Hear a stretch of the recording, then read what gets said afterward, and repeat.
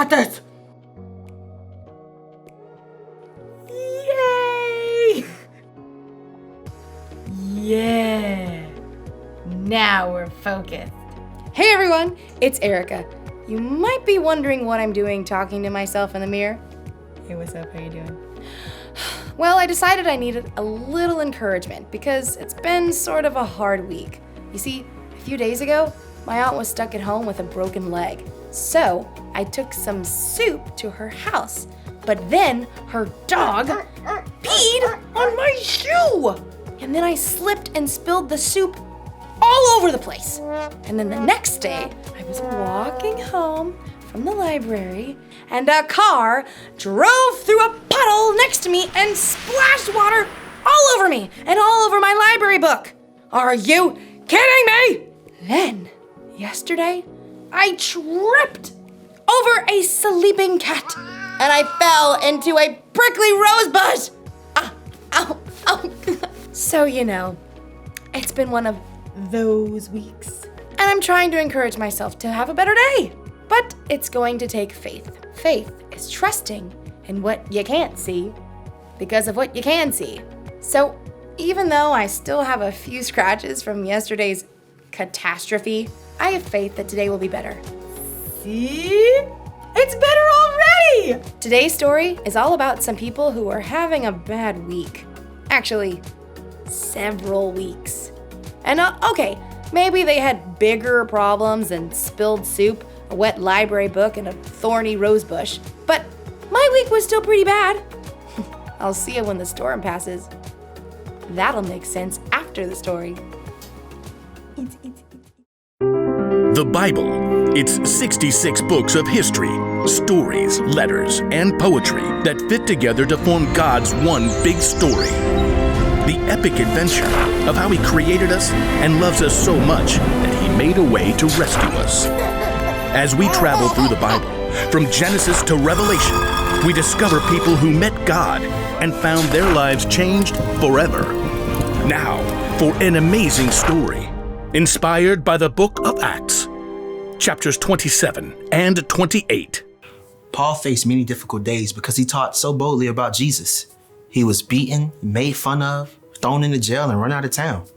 At last, in Jerusalem, Paul was arrested by Roman soldiers after a mob tried to kill him.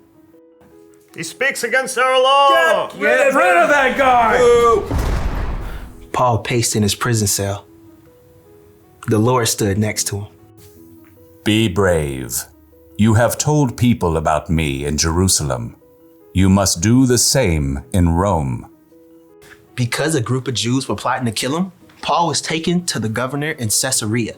From there, he was ordered to Rome to stand trial before Caesar. Then, he was handed off to a Roman commander for the sea journey. I am Julius of the Imperial Guard. I am very imperious, but also a reasonable human being. Glad to hear it. Julius allowed Paul to visit with friends as they stopped at the port city of Sidon. From there, they sailed around Cyprus, transferred to a ship from Egypt, carrying grain to Italy. The ship fought against the wind for many days until they arrived in a town on the island of Crete called Fair Havens. It was already well into October, a risky time for sea travel. Men, I can see that our trip is going to be dangerous. The ship will be lost and our own lives will be in danger. A reasonable concern. The pilot and ship's owner wanted to reach a better harbor for the winter. Pish posh. We can make it to Phoenix. Well, Feel that? Gentle southerly breeze. Perfection. we leave at once. Anchors away! But very soon, the gentle breeze transformed. Within a short time, the wind beat against the ship with the strength of a hurricane. The pilot gave up fighting the gale. Hoist the lifeboat!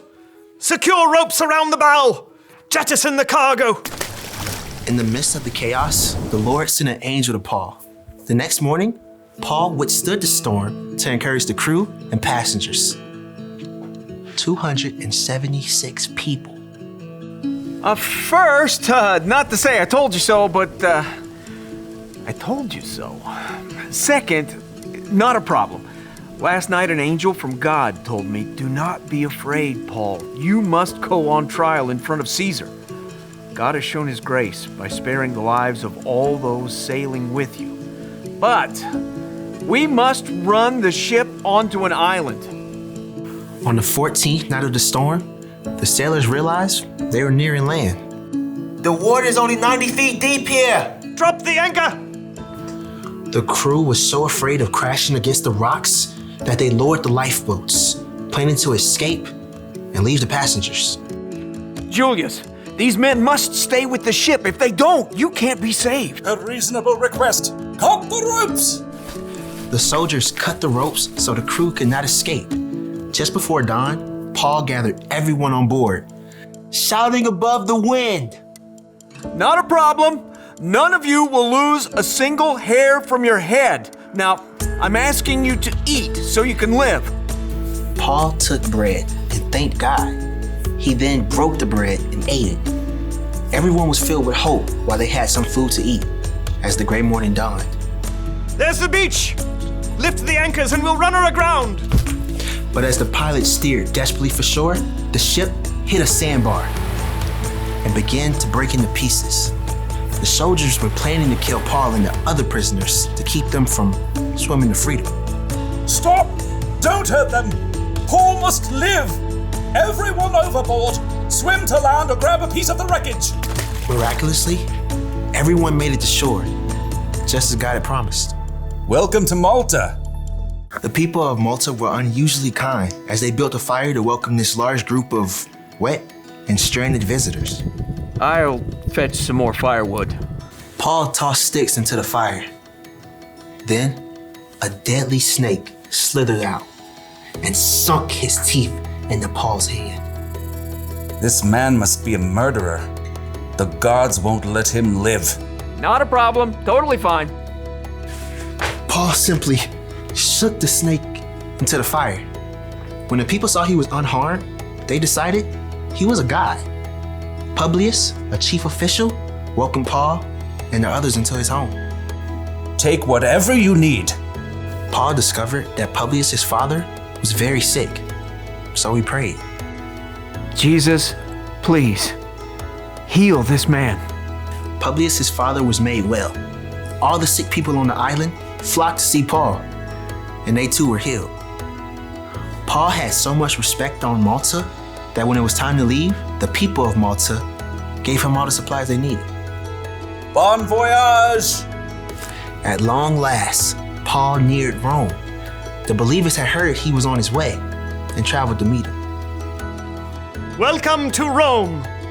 I thank God for you all. In Rome, Paul was allowed to live in his own home, under guard. For 2 years, he welcomed anyone who came to see him.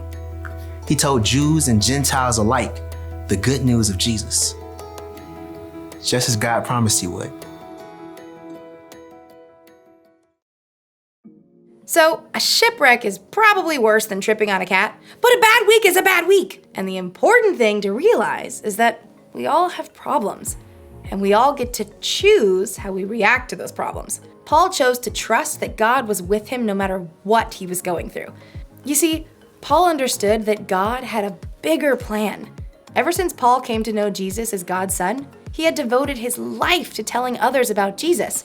And Paul knew that no matter what problems he faced, they were worth it if it helped him spread the good news of Jesus to the world. So Paul didn't necessarily focus on the storm, the shipwreck, and the snake bite like they were problems. Instead, he trusted that God was leading him somewhere. He trusted that God had a plan. And Paul's not the only person who can change focus like that. We can too! When we hope and trust in Jesus, it can change how we look at our problems. That's the one thing to remember today. Knowing Jesus changes the way you see your problems. When you're having one of those weeks, or months, or years, Or whenever we have a problem, sometimes the bad stuff is all we can focus on. But when you know that God has a plan and that Jesus is always with you, it can help take the focus off yourself and put your focus on Him. Whenever you're facing tough situations, remembering that God is with you can make it less hard or scary. So don't forget. God has got this. See you next time. Bye.